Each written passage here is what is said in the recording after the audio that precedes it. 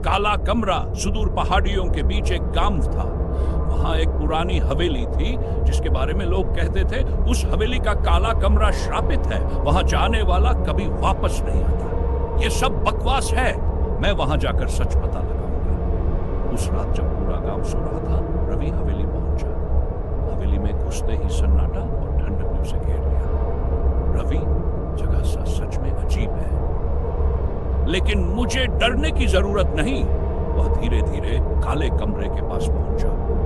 दरवाजा खोलते ही चरमराहट की आवाज हुई और अंदर घना अंधेरा था। रवि, तो यह है काला कमरा। दीवारों पर यह अजीब आकृतियां क्यों बनी है? कमरे के बीचों बीच एक पुरानी लकड़ी की कुर्सी थी, उस पर किसी का धुंधला साया बैठा हुआ था प्रभुषी की तरफ। ये कौन है वहां? तभी दरवाजा जोर से बंद हो गया। रवि, कौन बंद कर रहा है दरवाजा? खोलो इसे। एक गहरी डरावनी आवाज। तुमने यहां आकर बहुत बड़ी गलती कर दी है। कौन हो तुम? दिखाओ अपना चेहरा। बैठे साय ने आकार लेना शुरू किया। यह एक बूढ़ा आदमी था जिसकी आंखें लाल थी। मैं इस कमरे का रक्षक हूं। यहां जो आता है वह मेरी कैद में फंस जाता है। मुझे जाने दो, प्लीज मुझे छोड़ दो। बूढ़ा, यहां से बचने का एक ही तरीका है, अपने सबसे बड़े डर का सामना करो। रवि के सामने उसकी बचपन की यादें तैरने लगी। वह अपने छोटे भाई को खोने की उस रात को देखने लगा। मुझे माफ कर दो, मैं गलत था, मुझे उस रात बचाना चाहिए था। अचानक दरवाजा खुल गया। रवि दौड़कर बाहर निकला। जब उसने पलटकर देखा तो हवेली गायब थी। रवि, यह सब क्या था? क्या सच में मैं बच गया? गांव लौटने के बाद रवि ने उस रात की बात कभी किसी से नहीं की, लेकिन उसकी आंखों में हमेशा डर झलकता रहा। रवि दौड़ते हुए हवेली से बाहर निकला। ठंडी हवा उसके चेहरे पर चाबुक की तरह लग रही थी। जब उसने पलटकर देखा तो हवेली वहीं खड़ी थी, लेकिन उसकी खिड़कियों से लाल रोशनी चमक रही थी। मैंने इसे अपनी आंखों से गायब होते देखा था, लेकिन ये फिर से क्यों दिख रही है? गांव लौटने के बाद रवि ने किसी से कुछ नहीं कहा। वह रातों को चैन से सो नहीं पा रहा था। हर बार जब वह सोने की कोशिश करता तो बूढ़े रक्षक की लाल आंखें और गहरी हंसी उसके दिमाग में गूंजती। एक रात रवि को लगा कि कोई उसे बुला रहा है। आवाज, रवि वापस आओ, तुम्हारा काम अधूरा है। रवि, कौन है? कौन बोल रहा है?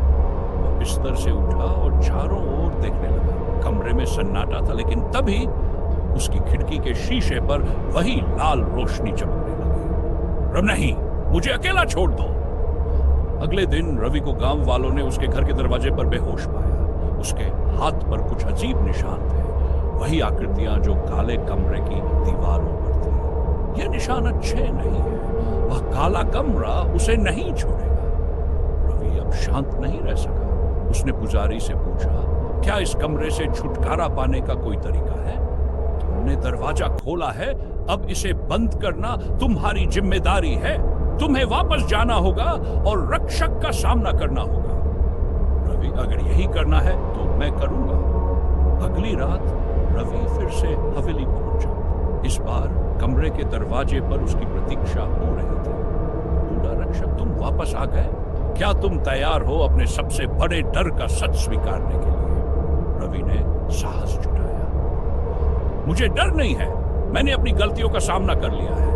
अब मैं तुम्हारे खेल को खत्म करने आया हूं। कमरे के अंदर रोशनी तेज हो गई। कुर्सी हवा में उठने लगी और बूढ़ा रक्षक चिल्लाने लगा। रक्षक, नहीं, यह संभव नहीं है, तुमने मेरी शक्ति को तोड़ दिया।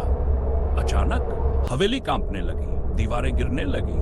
रवि ने दौड़कर बाहर छलांग लगाई। जैसे ही वह बाहर निकला, पूरी हवेली धुएं में बदल गई। गांव वालों ने अगली सुबह देखा कि हवेली का नामो निशान मिट चुका था।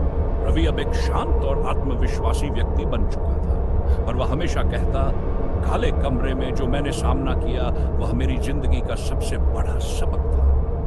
कहानी यही खत्म नहीं हुई। गांव के बाहर एक और जगह पर अब काले कमरे जैसी आकृतियां दिखाई देने लगी थी। क्या वह रक्षक वाकई खत्म हुआ था या शुरू एक नए आतंक की?